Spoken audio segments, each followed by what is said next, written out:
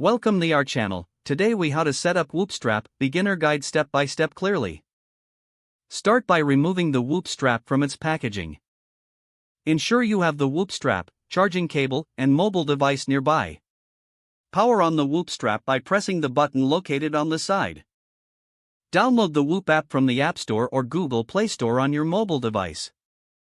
Open the Whoop app once it is fully installed. Create an account by following the on-screen prompts. If you already have an account, simply log in using your credentials. Once logged in, choose the option to pair a new device. The app will prompt you to hold your Whoop strap near your mobile device. Follow the instructions on the app to complete the pairing process. Charge your Whoop strap using the provided charging cable if it's not already charged. Place the charging cable on the back of the strap until it clicks into place. While charging, ensure the light on the strap indicates it's receiving power. After charging, put the Whoop strap on your wrist for accurate data collection. Adjust the strap for a snug fit to ensure optimal sensor contact. Explore the app to familiarize yourself with the dashboard and features. Set up any personal health data to improve tracking accuracy.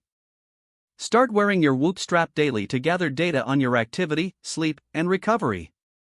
Check the app regularly to monitor your progress and insights. If the page does not load, refresh the browser or try again in a private or incognito window.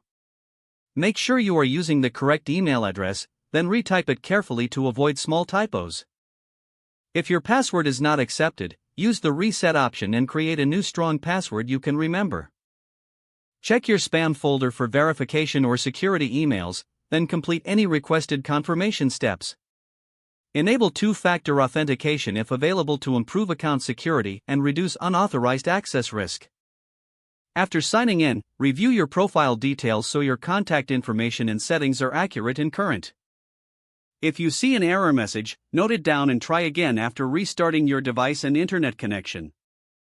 Log out when you finish, especially on shared devices, to keep your account and payment information secure. If the page does not load, refresh the browser or try again in a private or incognito window. Don't forget to like this video and subscribe to our channel for more step-by-step tech guides.